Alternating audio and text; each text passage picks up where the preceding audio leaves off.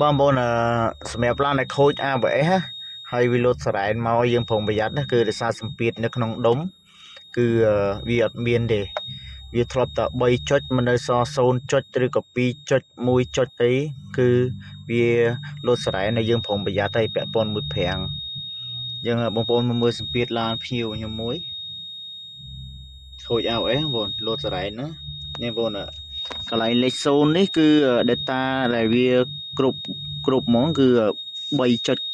3.5តែឥឡូវនេះនៅសល់តែ0.5ទេដល់ពេលអញ្ចឹងវាលូតសរ៉ែនធ្វើឲ្យយើងប្រុងប្រយ័ត្នអញ្ចឹងគាត់បើកមកពីទូប្រូមកយ៉ាងឆ្ងាយដែរនឹងតើបងប្អូន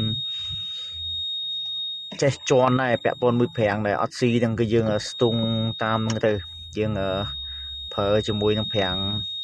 ដៃបន្ថែមទៅជើងយើងទាំងពីរត្រូវកងដូចឡានប្រើប្រាំងដៃកងមួយអង្គយ៉ាផងកងមួយក្រាផងប្រាំងផងអញ្ចឹង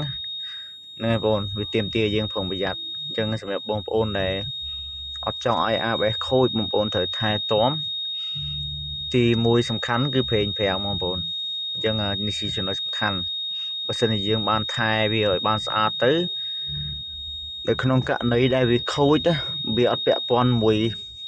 ប្រេងអត់ខូចដោយសារប្រេងបងប្អូនធានា 100% គឺធ្វើឲ្យបងប្អូនបានហើយធានាជូនបងប្អូនបើសិនជាខូចក្នុងការធានាគឺបើសិនជាបងប្អូនចង់ដូរយកលុយ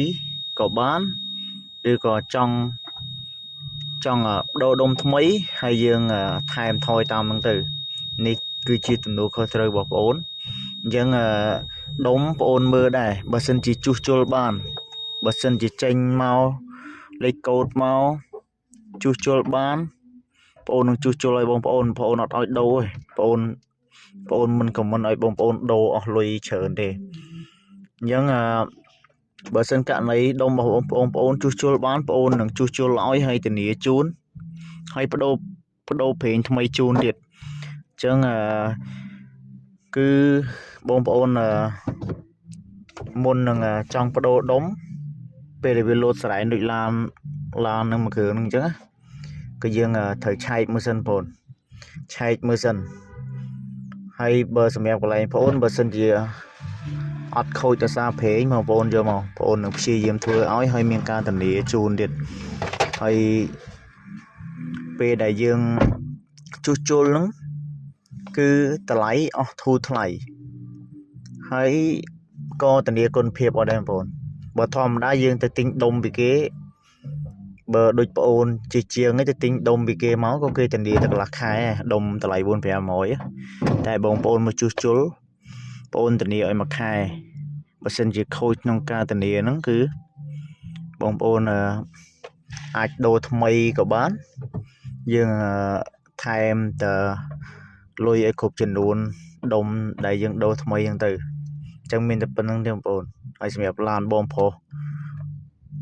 មួយគ្រឿងនេះដែរគឺអាចជួសជុលបានអញ្ចឹងគឺសេវលុយហើយធានាគុណភាពឲ្យបងប្អូនអញ្ចឹងបងប្អូនមិនបាច់ខ្លាចថាពេលដែលជួសជុលឲ្យប្រើអត់បានយូរហើយជាងអត់មានទំនួលខុសត្រូវអីទេបើកន្លែងបងប្អូនធានាជូនហើយមានទំនួលខុសត្រូវជូនបងប្អូនហើយដូរប្រេងថ្មីឲ្យមកស្អាត